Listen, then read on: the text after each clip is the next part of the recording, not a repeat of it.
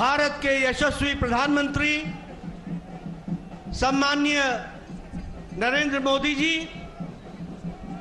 ये हम सबका सौभाग्य है कि आज आप साउथ अफ्रीका और ग्रीस की 4 दिन की यात्रा करके आप भारत वापस आए हैं और आपके अथक प्रयास, आपके द्वारा दिया गया निर्देशन, आपके द्वारा दिया गया मार्गदर्शन ने जिस तरीके से चंद्रयान को एक सफल अभियान के रूप में हम सब लोगों ने देखा है, वह आज देश को गौरवान्वित कर रहा है, गर्व से भर रहा है।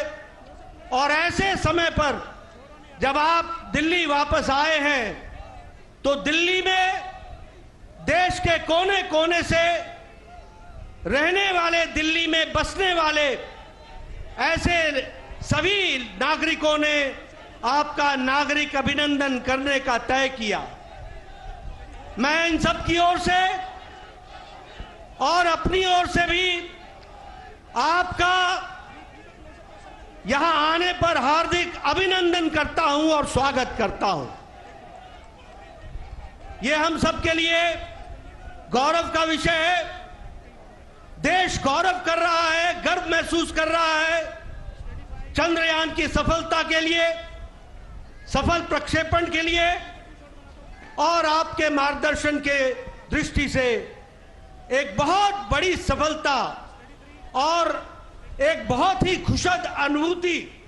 खुशी का अनुभूति करने का देशवासियों को सौभाग्य मिला है। आपका समर्पण, आपका कमिटमेंट, आपका समर्पित भाव से देश की सेवा करना और देश को आगे ले जाने वालों के साथ आपका जो समर्पित भाव है वह इस बात से दर्शाता है कि जब आप अपनी यात्रा ग्रीस में आपने समाप्त की और आप ग्रीस से जब आप वायुयान से उड़े तो आप सीधे बंगलुरु गए सुबह 6 बजे और वहां पहुंच करके आपने हमारे साइंटिस्ट, हमारे वैज्ञानिक, इसरो के साइंटिस्ट जिन्होंने जी जान मेहनत करके भारत को यह कीर्तिमान स्थापित करने का कार्य किया है, उनकी पीठ थपथपाने में, उनको प्रोत्साहन देने में कोई कसर नहीं छोड़ी और सीधे आप बंगलुरु गए। सुबह 6 बजे आपका वहां पर लैंडिंग हुई है।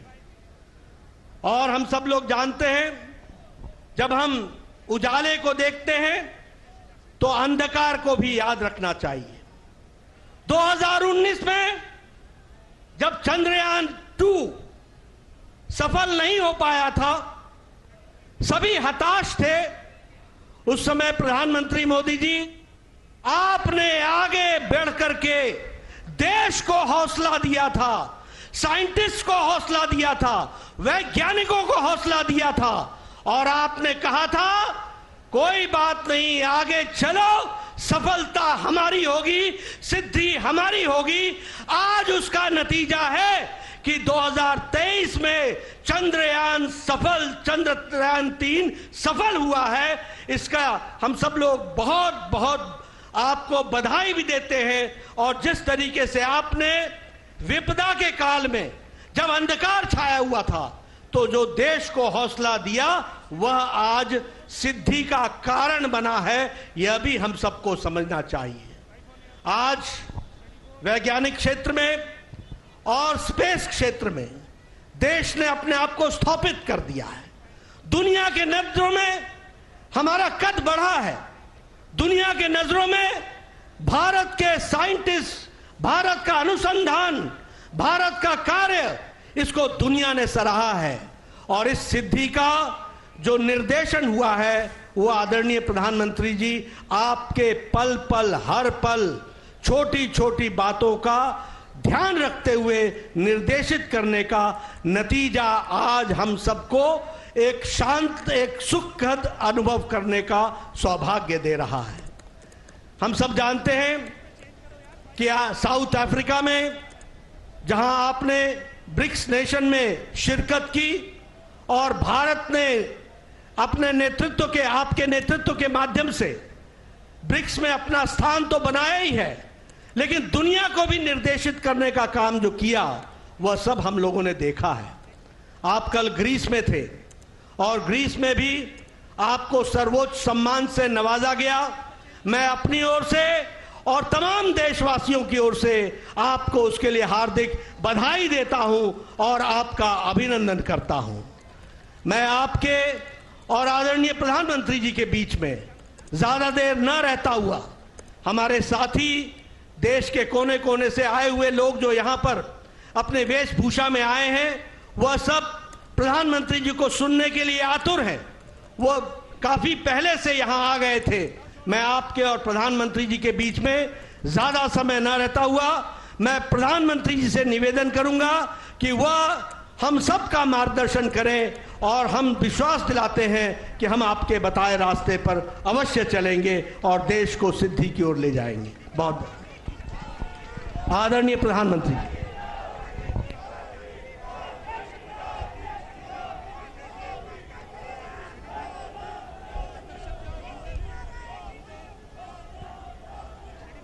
भारत माता की, भारत माता की, भारत माता की।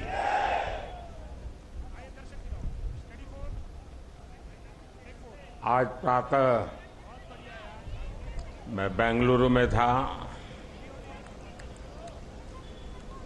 सुबह बहुत जल्दी पहुंचा था।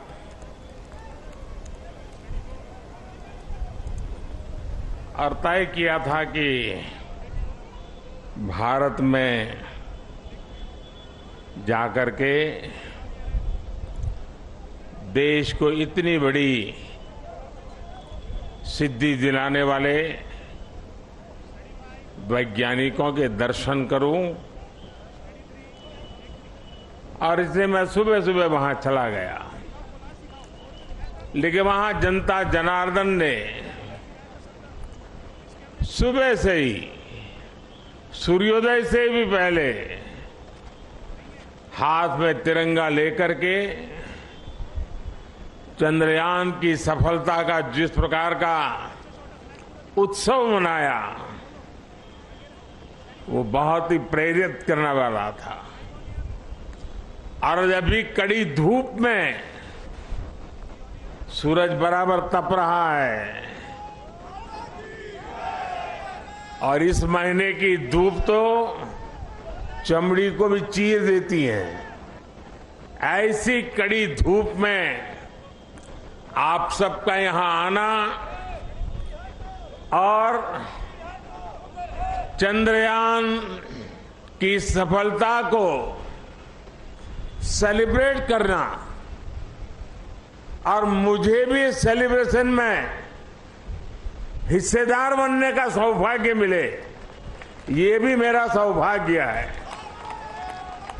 और मैं इसके लिए आप सबका अभिनंदन करता हूं। आज जब मैं इसरो पर सुबह पहुंचा था, तो चंद्रयान द्वारा जो तस्वीरें ली गई थी, उन तस्वीरों को पहली बार रिलीज करने का भी मुझे सौभाग्य मिला। शायद अब तो आपने भी टीवी पर वो तस्वीरें देखी होगी। वो खूबसूरत तस्वीरें अपने आप में एक बहुत बड़ी वैज्ञानिक सफलता की एक जीती जागती तस्वीर हमारे सामने प्रस्तुत हुई। आमतौर पर एक परंपरा है दुनिया में कि इन प्रकार के सफल अभियान के साथ उस पॉइंट का कोई न कोई नाम दिया जाए। तो बहुत सोचने के बाद मुझे लगा, और आज जहां पर चंद्रयान 3 ने लैंड किया हुआ है, उस पॉइंट को एक नाम दिया गया, और नाम दिया है शिव शक्ति।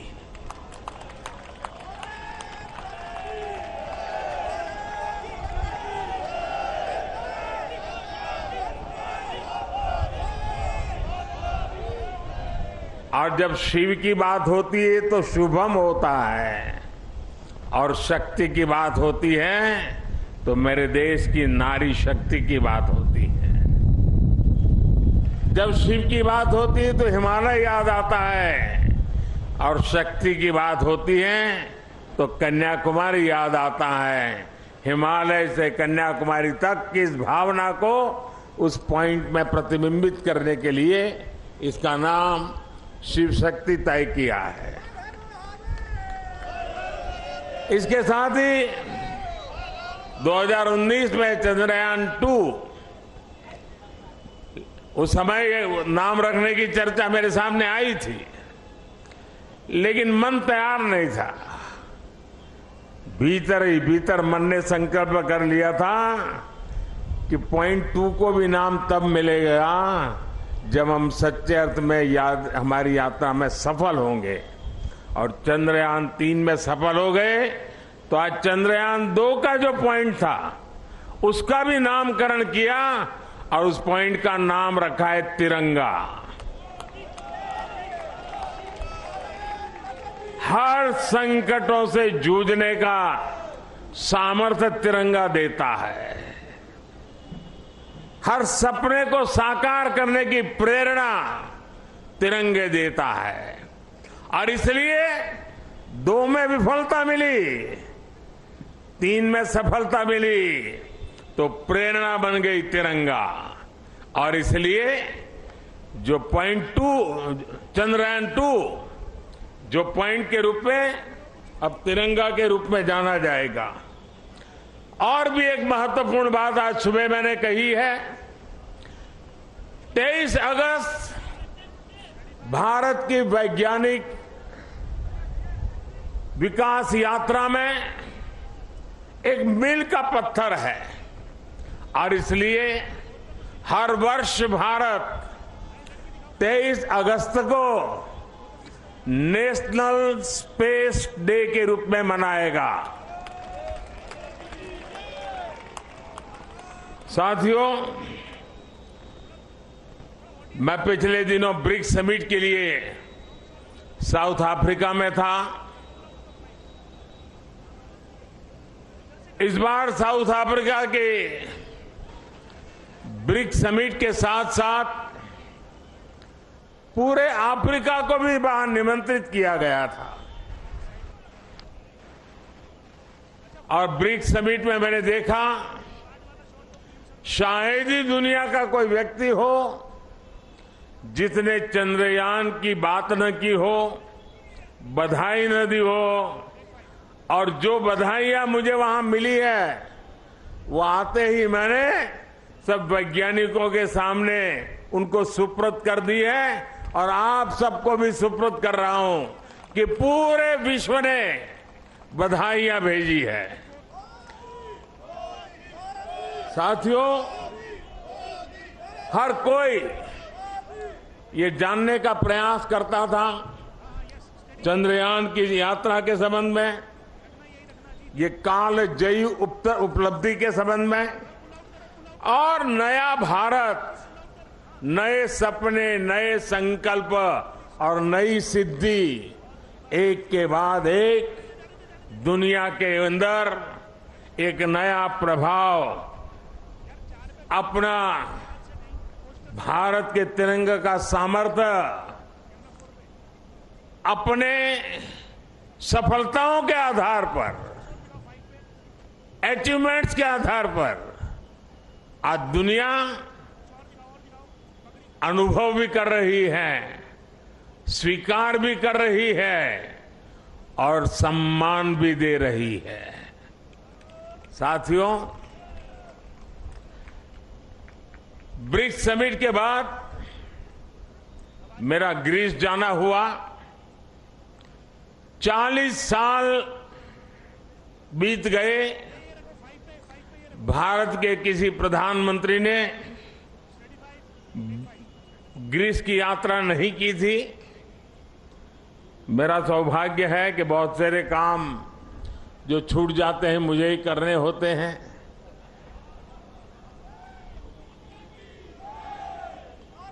ग्रीस में भी जिस प्रकार से भारत का मान सम्मान, भारत का सामर्थ्य, और ग्रीस को लगता है कि भारत और ग्रीस की दोस्ती, ग्रीस एक प्रकार से यूरोप का प्रवेश द्वार बनेगा और भारत और ग्रीस की दोस्ती भारत और यूरोपियन यूनियन के रिश्तों को मजबूती देने का एक बहुत बड़ा माध्यम बनेगा। साथियों, आने वाले दिनों में कुछ दायित्व हमारे भी हैं। वैज्ञानिकों ने हमारा काम किया है, सैटेलाइट हो, चंद्रयान की यात्रा हो, सामान्य मानवीय के जीवन में इसका बहुत बड़ा प्रभाव होता है। और इसलिए इस बार मेरे देश की युवा शक्ति को विज्ञान के प्रति रुचि बढ़े, टेक्नोलॉजी के प्रति रुचि बढ़े। हमें इस बात को आगे ले जाना है। हम सिर्फ उत्साह, उमंग, नई ऊर्जा, सिर्फ इतने से अटकने वाले लोग नहीं हैं। हम एक सफलता प्राप्त करते हैं तो वहीं पर मजबूत कदम रख के नए उछाल के लिए तैयार हो जाते हैं। और इसलिए गुड गवर्नेंस के लिए, लास्ट माइल डिलीवरी के लिए, सामान्य मानवीय की जिंदगी में सुधार के लिए ये स्पेस साइंस कैसे काम आ सकता है, ये सैटेलाइट कैसे काम आ सकते हैं, ये हमारी यात्रा कैसे उपयोगी हो सकती है, उसको हमें आगे बढ़ाना है। और इसलिए मैंने सरकार के सभी विभागों को सूचित कर रहा हूं कि वे अपने अपने विभाग में जो जन सामान्य से जुड़े काम है, उन कामों में स्पेस साइंस का, स्पेस टेक्नोलॉजी का, सैटेलाइट के सामर्थ्य का डिलीवरी में कैसे उपयोग करें,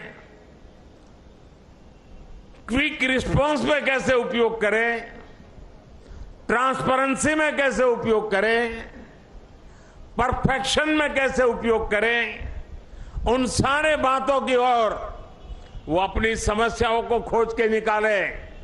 और मैं देश के नौजवानों को आने वाले दिनों में हैकेथॉन ऑर्गेनाइज करना चाहता हूं। पिछले दिनों कई हैकेथॉन में देश के लाखों विद्यार्थी 30-30, 40-40 घंटे नॉन स्टॉप काम करके बढ़िया बढ़िया आइडिया दिए हैं और उसमें से एक वातावरण पैदा हुआ है। मैं आने वाले दिनों में ऐसे हैकेथॉन की बड़ी श्रृंखला चलाना चाहता हूं ताकि देश का जो यंग माइंड है, यंग टैलेंट है और जो जन सामान्य की मुसीबतें हैं, इसके सॉल्यूशन के लिए ये स्पेस साइंस, सैटेलाइट से टेक्नोलॉजी, उसका उपयोग करें। उस दिशा में हम काम करेंगे। इसके साथ साथ हमें नई पीढ़ी को भी विज्ञान की तरफ आकर्षित करना है। 21वीं सदी टेक्नोलॉजी ड्रिवन है और दुनिया में वही देश आगे बढ़ने वाला है जिसकी साइंस और टेक्नोलॉजी में महारत होगी। और इसलिए समय की मांग है कि 2047 में हमारे देश को विकसित भारत बनाने के सपने को पार करने के लिए हमें साइंस और टेक्नोलॉजी की राह पर और अधिक मजबूती से आगे बढ़ना है। हमारी नई पीढ़ी को बचपन से ही साइंटिफिक टेम्पर के साथ आगे बढ़ने के लिए तैयार करना है। और इसलिए ये जो बड़ी सफलता मिली है, ये जो उमंग है, उत्साह है, उसको अब शक्ति में चैनलाइज करना है। और शक्ति में चैनलाइज करने के लिए MyGov पर 1 सितंबर से एक क्विज कंपटीशन आरंभ होगी, ताकि हमारे नौजवान छोटे छोटे सवाल जवाब देखेंगे तो उनकी धीरे धीरे उस पर रुचि बनेगी। और जो नई एजुकेशन पॉलिसी है, उसने साइंस और टेक्नोलॉजी के लिए बहुत भरपूर व्यवस्था करके रखी हुई है। हमारी नई शिक्षा नीति इसको बहुत अधिक बल देने वाली शिक्षा नीति है, और उसमें जाने के लिए एक रास्ता बनेगा। हमारा क्विज कंपटीशन में आज यहां से देश के नौजवानों को, मेरे देश के विद्यार्थियों को और हर स्कूल को मैं कहूंगा कि स्कूल का एक कार्यक्रम बने कि ये चंद्रयान से जुड़ी हुई जो क्विज कंपटीशन है, उस क्विज कंपटीशन में बढ़ चढ़ करके हिस्सा लें। देश के करोड़ों करोड़ों युवा इसका हिस्सा बने और हम इसको आगे ले जाएं।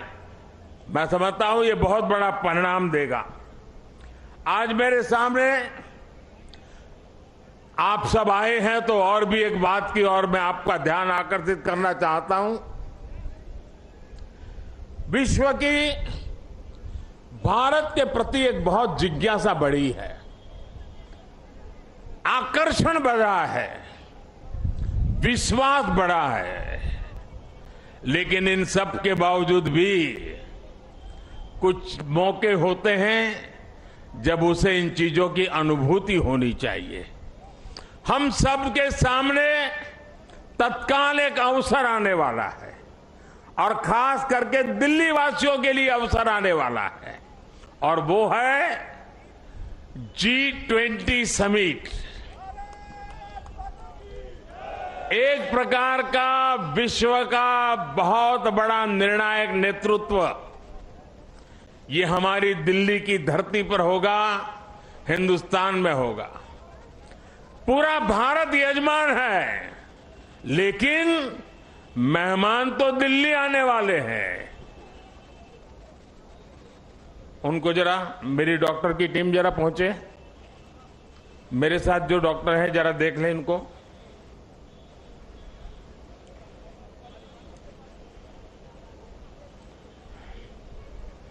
उनको हाथ पकड़ के ले जाइए, बिठा दीजिए कहीं, और जूते वगैरह खोल दीजिए।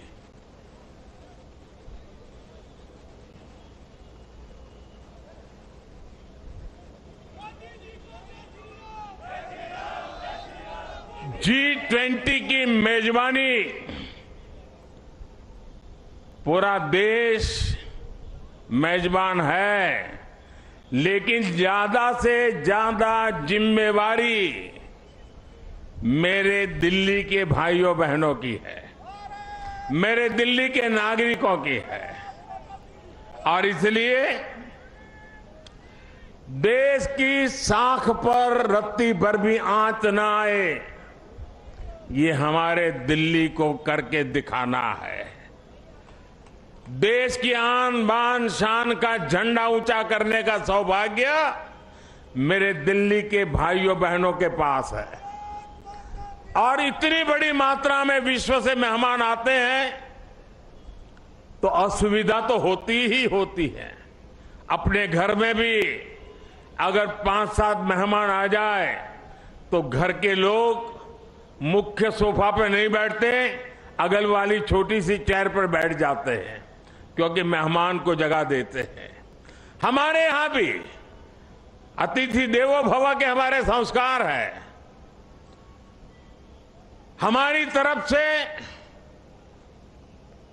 जितना ज्यादा मान सम्मान स्वागत हम दुनिया को देंगे, वो सम्मान अपना बढ़ाने वाले हैं, हमारा गौरव बढ़ाने वाले हैं, हमारी साख बढ़ाने वाले हैं।